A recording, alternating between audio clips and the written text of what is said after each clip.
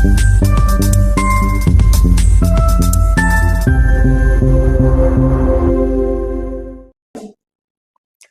Everyone, welcome back to our online channel. तो आज हम पढ़ेंगे चाइल्ड हेल्थ नर्सिंग का एक मोस्ट इंपॉर्टेंट टॉपिक जो एग्जाम पॉइंट ऑफ व्यू से बहुत ज्यादा इंपॉर्टेंट टॉपिक होता है, जिसका नाम होता है ग्रोथ एंड डेवलपमेंट। ग्रोथ और डेवलपमेंट से आप लोग क्या समझते हो? ग्रोथ क्या चीज होती है? ग्रोथ एक ऐसी चीज होती है, मतलब कोई भी चीज में किसी भी तरीके का इंक्रीज आना, जैसे increase in height, increase in weight. अगर किसी बच्चे की हाइट बढ़ रही है, अगर किसी बच्चे का वेट बढ़ रहा है, हम उसको क्या बोलेंगे कि इस बच्चे की ग्रोथ हो रही है। वहीं अगर हम बात करें डेवलपमेंट की, तो डेवलपमेंट क्या होती है? डेवलपमेंट जैसे उसके अंदर क्या क्या चीजें देखने को मिल रही है, कि वो कितने तरीके से चीजों को ग्रैब कर रहा है, कैसे वो वॉक कर रहा है, कितनी जल्दी वो क्रॉल कर रहा है, कितनी जल्दी वो बोलना सीख रहा है, ये सब होती है डेवलपमेंट। तो हम पढ़ते हैं इसको डिटेल में। सबसे पहले मीनिंग देखते हैं ग्रोथ का। ग्रोथ क्या होती है? It refers to physical increase in size of the body, यानी कि फिजिकली इंक्रीज हो रही है हमारे बॉडी का साइज, उसको हम क्या बोलते हैं? ग्रोथ। जैसे कि एग्जांपल हो गया इंक्रीज इन हाइट और इंक्रीज इन वेट। हाइट बढ़ना, वेट बढ़ना, ये सब किसके अंदर आता है? ग्रोथ के अंदर। नेक्स्ट हम बात करते हैं growth can be measured. Growth को मेजर कर सकते हैं, जैसे कि फॉर एग्जांपल एक बच्चा आया, हम उसकी वेइंग मशीन से उसका वेट देख सकते हैं कि उसका वेट कितना है, 30 kg है, 40 kg। हम उसकी हाइट मेजर कर सकते हैं कि 120 सेंटीमीटर है, 130 सेंटीमीटर है। तो ग्रोथ को हम क्या कर सकते हैं? मेजर कर सकते हैं। ग्रोथ इज क्वांटिटेटिव, ये एक क्वांटिटी होती है। जिस भी चीज को मेजर कर सकते हैं उस चीज को हम क्या बोलते हैं? It is quantity. तो ग्रोथ कैसा नेचर, ग्रोथ का नेचर कैसा होता है? क्वांटिटेटिव नेचर, मतलब हम इसको मेजर कर सकते हैं। नेक्स्ट हम बात करते हैं डेवलपमेंट की। तो डेवलपमेंट क्या होता है? It refers to functional and psychological changes. जैसे कि मैंने अभी बताया कि बॉडी के फंक्शन के अंदर क्या क्या चेंज आ रहा है, उसको हम बोलते हैं डेवलपमेंट। जैसे कि हो गया सिटिंग, कि बच्चा कैसे बैठ रहा है, कब बैठना सीख रहा है, सही से बैठ पा रहा है, नहीं बैठ पा रहा है। वॉकिंग, चल कैसे रहा है वो। टॉकिंग, बोल कैसे रहा है, कितना बोल रहा है, कितने सेंटेंस बोल पा रहा है, कितने वर्ड्स अच्छे से प्रोनाउंस कर पा रहा है, वो सब चीजें। और इमोशनल मेच्योरिटी, कि एक बंदे के अंदर मेच्योरिटी है या नहीं है, वो उसके डेवलपमेंट पे पता चलता है। डेवलपमेंट कैसे होती है? Development is qualitative. देखो दोनों में डिफरेंस क्या होता है, मैंने बताया ग्रोथ होती है क्वांटिटेटिव, डेवलपमेंट होती है क्वालिटेटिव। यानी कि डेवलपमेंट एक क्वालिटी होती है। अगर हम दो बच्चे को लेकर आए, अगर हम उन दो बच्चों को कंपेयर करें, दोनों की एज सेम है, उसकी हर चीज तो सेम नहीं हो सकती। क्या पता एक बच्चा ज्यादा एक्टिव हो, क्या पता एक बच्चा ज्यादा अच्छा बोलता हो, एक बच्चा नहीं बोल पाता हो, एक बच्चे की स्पीकिंग स्किल्स अच्छी हो, एक बच्चे की इतनी ज्यादा ना हो। तो ये सब डिपेंड करता है हमारी डेवलपमेंट के ऊपर। इसलिए हम बोलते हैं डेवलपमेंट क्या होती है? क्वालिटी होती है। इन दोनों के बीच में डिफरेंस समझ में आ गया, ग्रोथ एंड डेवलपमेंट के बीच में। अब हम पढ़ते हैं principles of growth and development, यानी कि ग्रोथ एंड डेवलपमेंट के क्या क्या बेसिक प्रिंसिपल्स होते हैं। तो सबसे पहला, growth is continuous. Growth continue होती रहती है। ऐसा तो नहीं है ना एक स्टेज पर आके ग्रोथ रुक जाती है। वेट में हमारी फ्लक्चुएशन होती रहती है, कभी वेट इंक्रीज हो जाता है, कभी वेट डिक्रीज हो जाता है। तो ग्रोथ कैसा, ग्रोथ का नेचर कैसा है? Continuous. Next, rate of growth varies from child to child. Growth rate vary करता है चाइल्ड टू चाइल्ड में। जैसे फॉर एग्जांपल एक चाइल्ड हेल्दी लाइफस्टाइल जी रहा है, वहीं दूसरा चाइल्ड जंक फूड खा रहा है, तो ग्रोथ में चेंजेस दिखेंगे। जो हेल्दी लाइफस्टाइल जी रहा है उसका वेट बिल्कुल प्रॉपर्ली मेंटेन होगा, अच्छी तरीके से उसके सारे माइलस्टोन्स डेवलप होंगे। वहीं दूसरी साइड जो जंक फूड खा रहा है बच्चा, उसका क्या होगा? वो ओबेसिटी में चला जाएगा, उसको अदर प्रॉब्लम्स, अदर डिजीजेस होने के भी रिस्क हो सकते हैं, हाइपरटेंशन हो सकती है, डायबिटीज हो सकती है जो कि शुगर होती है, ये सब चीजें देखने को मिल सकती है। इसलिए बोलते हैं कि rate of growth varies from child to child. Next हम बात करते हैं growth occurs in cephalocaudal direction. Cephalocaudal direction का क्या मतलब होता है? सिफेलोकॉर्डल डायरेक्शन का मतलब होता है ग्रोथ जो होती है वो हेड से लेकर टो तक होती है।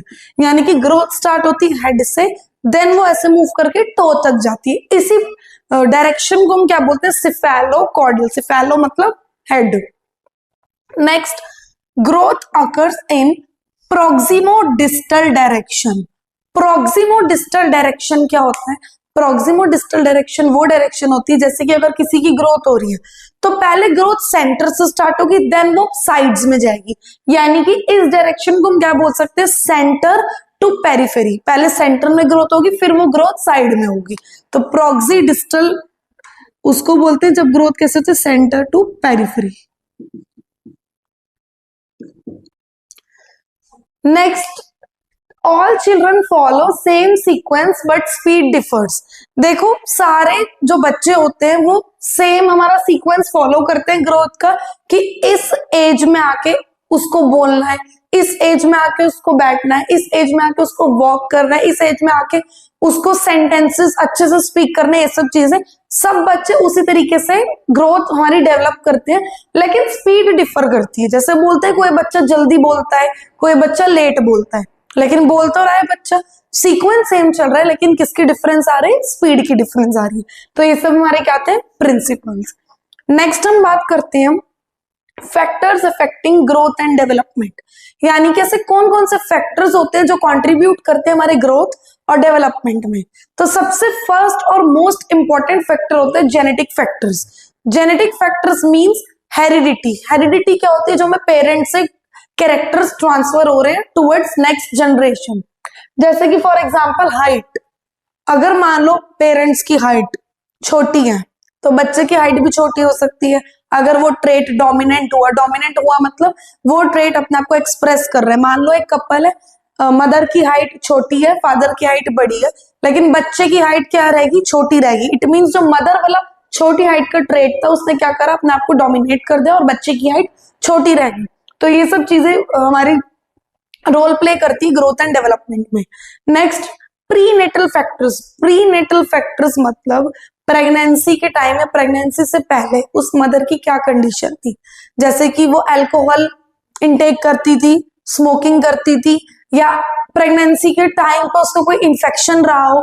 अगर प्रेगनेंसी के टाइम पे इन्फेक्शन रहा हो तो उसके बच्चे के अंदर क्या हो सकता है, दिक्कत आ सकती है। जैसे कि मदर्स न्यूट्रिशन बहुत बड़ा रोल प्ले करता है। अगर मान लो प्रेगनेंसी के टाइम में मदर ने अच्छे से न्यूट्रिशियस डाइट नहीं ली, फॉलिक एसिड नहीं लिया, आयरन नहीं लिया, वो एनीमिक मदर होगी, उसका अदर भी डिजीजेस है, तो उसके बच्चे को भी तो हो सकता है वो डिजीजेस हो। तो ये वाला फैक्टर बहुत इंपॉर्टेंट होता है, मदर का प्रीनेटल फैक्टर और मदर का पोस्टनेटल फैक्टर, यानी कि प्रेगनेंसी से पहले मदर की क्या कंडीशन थी और प्रेगनेंसी के बाद मदर की क्या कंडीशन है, उससे भी बच्चे के ग्रोथ एंड डेवलपमेंट पे बहुत बड़ा असर पड़ता है। जैसे कि पोस्टनेटल फैक्टर्स, पोस्टनेटल फैक्टर्स क्या होते हैं, जैसे कि न्यूट्रिशन, सबसे ज्यादा इंपॉर्टेंट फैक्टर होता है न्यूट्रिशन। मान लो एक मदर ने एक बच्चे को बर्थ दे दिया, उसके बाद न्यूट्रिशन, ना वो खुद से सही से न्यूट्रिशन ले रही, ना बच्चे को न्यूट्रिशन दे रही, तो कहाँ से उसके बच्चे की ग्रोथ होगी। नेक्स्ट, एनवायरमेंट, कैसे एनवायरमेंट में रह रही है, ये भी बहुत बड़ा रोल प्ले करता है हमारी ग्रोथ एंड डेवलपमेंट में। इमोशनल सपोर्ट उसको कितनी मिल रही है, और socio economic status. Socio economic status मतलब मनी, उसकी कितनी मनी है। अगर वो सही पैसे वाले हैं, सही पैसा कमा रहे हैं, तो बच्चे को अच्छी तरीके से पाल देंगे। मान लो उनके पास पैसे ही नहीं, तो बच्चे को किस तरीके से वो खिलाएंगे, बच्चे के अंदर न्यूट्रिशन की कमी हो जाएगी। तो ये सब कुछ फैक्टर्स होते हैं जो कि हमारे ग्रोथ एंड डेवलपमेंट में हेल्प करते हैं। नेक्स्ट हम बात करते हैं stages of growth and development. बहुत इंपॉर्टेंट होता है टॉपिक कि ग्रोथ एंड डेवलपमेंट की कितनी स्टेजेस होती है। मतलब मान लो अगर इतने महीने से इतने महीने का बच्चा है, इतने साल से इतने साल का बच्चा, तो उस बच्चे को हम नाम क्या देते हैं।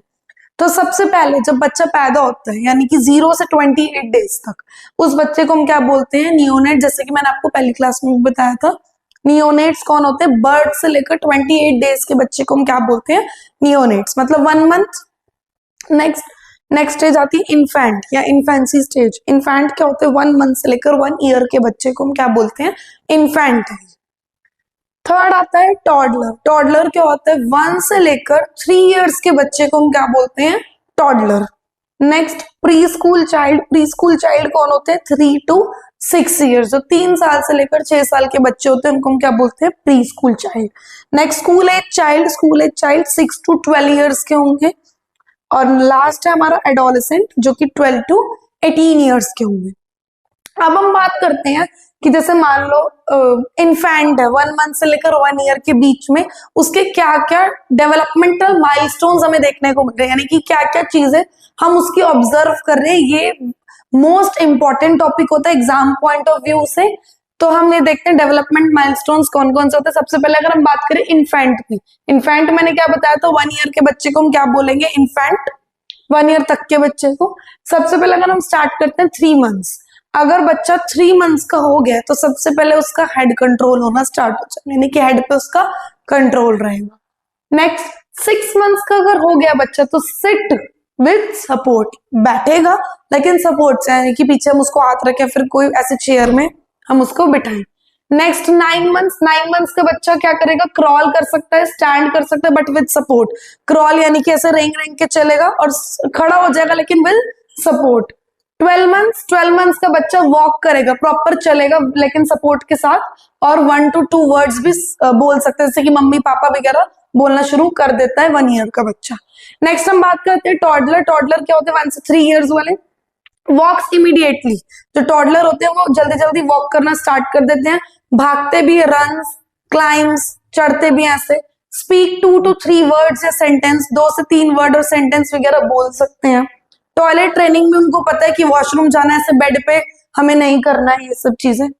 नेक्स्ट हम बात करते हैं प्री स्कूल। प्री स्कूल कौन होते हैं, 3 to 6 ईयर्स। 3 to 6 ईयर्स मतलब प्री स्कूल वाले बच्चे के अंदर मोटर स्किल्स अच्छी होती है, इंप्रूव। मोटर स्किल्स यानी कि वॉकिंग, चलना, ये सब हमारी मोटर स्किल्स होती है। ड्रॉज शेप वगैरह, कलरिंग वगैरह ये सब कर सकता है। क्लियरली बोलेगा, स्पीक्स क्लियरली, और सोशल इंटरेक्शन भी उसकी अच्छी होगी। नेक्स्ट हम बात करते हैं स्कूल एज चिल्ड्रन, जो कि 6 to 12 ईयर्स के बच्चे होते हैं। अगर स्कूल एज चिल्ड्रन है तो उनकी धीरे धीरे फिजिकल ग्रोथ भी स्टार्ट हो जाएगी, लॉजिकल थिंकिंग डेवलप हो जाएगी, तो उसकी हाइट वगैरह और अच्छे से बढ़नी स्टार्ट हो जाएगी, थिंकिंग, सोच उसकी अच्छे से डेवलप होगी।